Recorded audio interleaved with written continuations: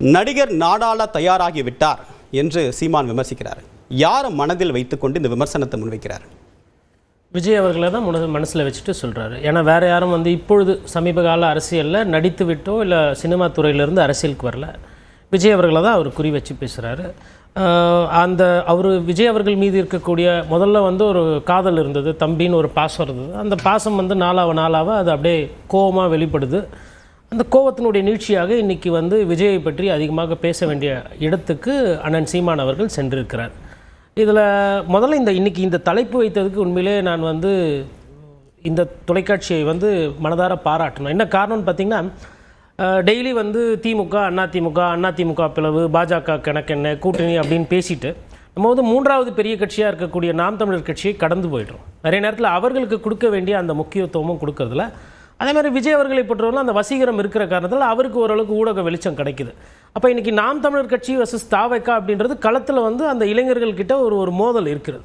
இப்போ அதை நம்ம இன்றைக்கி காட்சிப்படுத்தி ஒரு விவாதம் நடத்துகிறோம் அப்படின்னும்போது உள்ளபடியே இளைஞர்கள் இதை பார்ப்பாங்க அதிகமாக. ஏன்னா இளைஞர்களுக்கு தான் இன்னும் அரசியல் மயப்படுத்த வேண்டியது இருக்குது, அரசியல் புரிதல் அதிகமாக தேவைப்படுகிறது. அப்படின்னும்போது இந்த ஒரு விவாதம் ஒரு ஆக்கப்பூர்வமான விவாதமாக இருக்குன்றது என்னோட புரிதல். இப்போ தலைப்புக்குள்ளே போகும்போது கொள்கை மோதலா அரசியல் மோதலானா, ஃபஸ்ட்டு அரசியல் மோதல். கொள்கை என்பது இந்த நாட்டில் அரசியல் கட்சிகளுக்கு பஞ்சமே கிடையாது.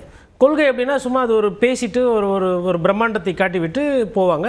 கூட்டணின்னு வரும்போது கொள்கை வேறு கூட்டணி வேறுன்ற அந்த ஒரு பழைய கணக்கு இருக்குது. இப்போ இதை நான் பார்க்கும்போது என்னென்னா, கொள்கை மோதலும் இருக்குது, பட் கொள்கை மோதலை விட அரசியல் மோதல் அதிகமாக இருக்குது. காரணம் என்னென்னா, இது இரண்டு பேருக்குமே ஒரு வாழ்வாசாவா தேர்தல்ன்றதை தாண்டி இப்போ திமுக அதிமுகவுக்கு வாழ்வாசாவா, இவர்களை பொறுத்தவரையில் இவர்களோட எதிர்காலம் என்னவென்பதை இந்த தேர்தல் முடிவு பண்ணும்.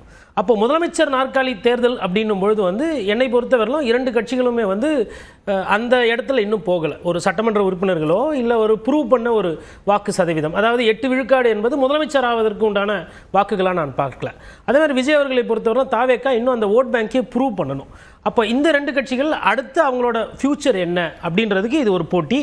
இதில் ரொம்ப முக்கியமான ஒரு விஷயம் என்னன்னு பார்த்தீங்கன்னா, ஒரு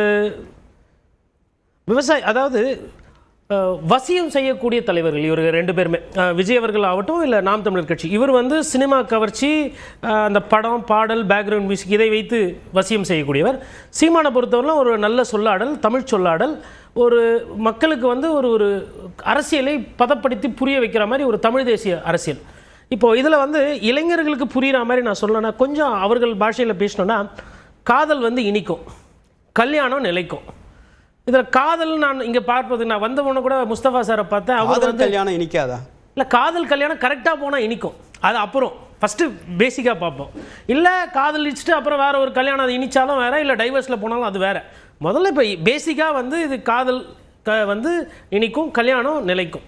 இப்போ இன்றைக்கி உள்ளே வந்த போட முஸ்தபா சாரை பார்க்கும்போது இன்னும் இளமையாக, என் கண்ணுக்கு என் பார்வைக்கு மீசையெல்லாம் நல்லா முறுக்கி விட்டு அழகாக தெரிகிறார்.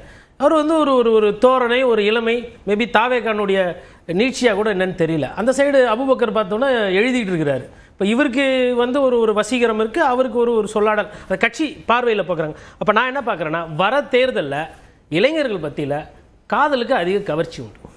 கல்யாணன்றது அப்புறமா, ஃபஸ்ட்டு எடுத்தோன்னா லவ் அட் ஃபஸ்ட் சைட்டு வரும், அது விஜய் அவர்களை மீறி. இது நாம் தமிழர் கட்சிக்கு ஆபத்து. பட் கல்யாணன்றது நிலைக்கும். ஏன்னா அவங்க 2% வாக்குகள் அதிகமாக பெற்றா கூட, இல்லை 4% வாக்குகள் அதிகமாக பெற்றா கூட தோல்வியும் பயிற்சின்னு போகக்கூடியவங்க. அப்போ நாம் தமிழர் கட்சி நீடித்து நிலைக்கும். ஆனால் இந்த தேர்தலில் தாவேக்காக்கு அதிகமான செல்வாக்கு, அதிகமான வாக்குகள் வர்றதுக்கு வாய்ப்பு இருக்குது. அப்போ இந்த கணக்கு இப்படி தான் போகும். அப்போ இது ஒருவேளை மாறணும் கொள்ளணும்னா, இவர்களில் யாருன்னா ஒருத்தர் கூட்டணி போனாலும் இவர்கள் அடுத்த முதல்வர் யாருன்றதை முடிவு செய்யலாம். ஆனால் அவங்க அந்த அரசியலை பண்ணுற மாதிரி தெரியல. அவங்களுக்குள்ளே இருக்கிற தீர்மானம் போட்டுக்கிறது, திட்டுறது. அதில் தாவேக்கா என்னென்னா ரொம்ப உஷாராக எல்லாரையும் அவாய்டு பண்ணுறாங்க. அதாவது யாரையும் பற்றி விமர்சனம் பண்ணாமல் கடந்து போயிடுது. வெறும் திமுக எதிர்ப்பு அப்படின்ற அந்த மையத்தில் இருக்காங்க. அதில் ஒரு சிக்கல் இருக்குது. தேர்தல் நேரத்தில் என்னதான் இந்த இனிக்கிறது, இந்த சுவாரஸ்யம், கவர்ச்சியெல்லாம் இருந்தாலும் கூட எல்லாரும் ஒன்று சேர்ந்து அடிக்கும் பொழுது விஜய் அவர்கள் மீம் மெட்டீரியலாக மாறுறதுக்கு ஒரு பிரச்சனை இருக்குது. அப்போ அந்த புள்ளியில் விஜய் எதிர்பார்க்குற அந்த வாக்கு சதவீதம் சரியறதுக்கும் வாய்ப்பு இருக்கிறது. தேர்தல் கணக்கு அப்படின்னு வந்தால் அதிமுகவும் பாஜகவும் கொள்கை முரண் கொண்ட கட்சிகள். ஆனால் தேர்தல் நேரத்தில் கூட்டணியில் அதெல்லாம் கிடையாது அப்படின்னு காம்ப்ரமைஸ் போயிடுறாங்க. விஜய் அரசியலுக்கு வந்த உடனே நாம் தமிழர் கட்சிக்கு ஒரு க்ரஷ் இருந்துச்சு, வரவேற்றாங்க. என் தம்பி, உடன்பிறவா சகோதரர் எல்லாத்தையும் பாராட்டி பேசினார். ஆனால் இந்த கொள்கை முரணை முன்னிறுத்தி தேசியமும் தமிழ் தேசியமும் திராவிடமும் இரு கண்களா இருக்கவே முடியாது, சாம்பாரும் கருவாட்டு குழம்பும் எப்படி ஒன்றா இருக்க முடியும் அப்படின்னு சொல்லிட்டு சீமான் பேசினார். இந்த இடத்துல இந்த புதிய கட்சிக்கும் ஒரு 3 தேர்தலை சந்தித்த கட்சிக்கும் ஏன் இந்த கொள்கை அப்படின்றது முன்னிலை வைக்குது? சார் இது வந்து முரண்லாம் கிடையாது சார், அவங்கவுங்க வசதிக்கு பேசுகிறது தான். ராஜாஜியையும் அண்ணா காலத்தில் வந்து ஒரு கூட்டணி பேசினாங்க, ஒத்துமையாக போனாங்க காங்கிரஸ், அது ஒரு முரண் இல்லையா? அவர்களை விடவே இவர்கள்லாம் அவங்களாம் கொள்கையை செதுக்குனவங்க, அவங்க தான் சிற்பிகளே. அவங்க ஒன்றா இருந்தாங்க. வைகோ அவர்கள் என்ன பேச்செல்லாம் பேசியிருக்கிறாரு கலைஞர் அவர்களை எதிர்த்து, அப்போ அங்கே கொள்கை முரண் இல்லையா?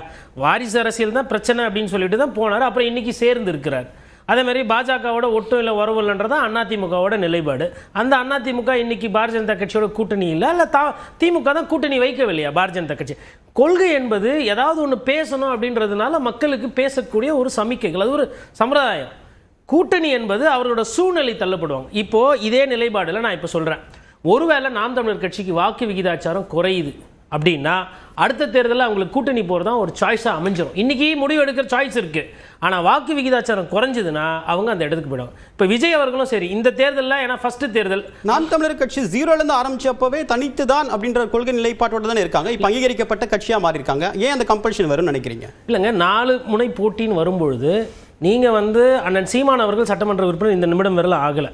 மேபி வர தேர்தலில் அவர் ஆவறதுக்கு உண்டான சாத்தியக்கூறு இருக்குது. நான் என்ன நினைக்கிறேன்னா, அவர் ஒருவேளை கூட்டணி ஏதோ ஒரு கட்சியில் அவர் தலைமையில் ஒரு கூட்டணி அமைச்சு அவர் போகிறாருன்னா கண்டிப்பாக அந்த கட்சியில் வந்து 2-3 சட்டமன்றம் ஜெயிப்பதற்கு வாய்ப்பு இருக்கிறது.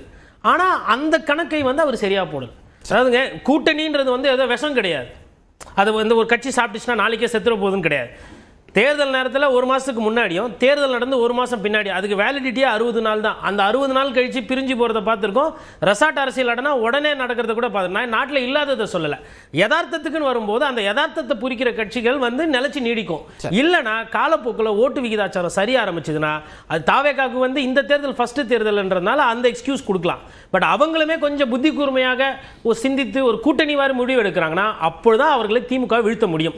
இல்லைனா திமுக அதிமுக இருக்கிற அந்த இன்ஃப்ராஸ்ட்ரக்சருக்கு, வாக்கு அரசியலில் அவங்களுக்கு இருக்கக்கூடிய அந்த கட்டமைப்புக்கு அவர்களை வந்து இந்த சிறிய கட்சிகளால் ஒரே தேர்தலில் தனித்து நின்றுலாம் களமாடி ஜெயிக்கிறது வாய்ப்பு இல்லைன்றது என்னோட புரிதல். சரி, திரு அபுபக்கர், 2023 இறுதியிலிருந்தே விஜய் கட்சி தொடங்க போறார் அப்படின்ற செய்தி வந்தப்ப சீமான் தான் முதல்ல வரவேற்ற தலைவர்கள் அவரும் ஒருத்தர்.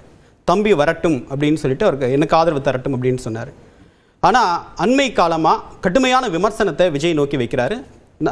நாம் தமிழர் கட்சி தலைவர் தாவேக்காவை கடுமையாக விமர்சிக்கிறீங்க. இதுக்கு காரணம் உங்களுடைய அரசியல் இருப்பை விஜயுடைய வருகை கேள்விக்குள்ளாக்குது அப்படின்ற அச்ச உணர்வா, இல்லை உண்மையாகவே கொள்கை மோதல் இருக்காதுல?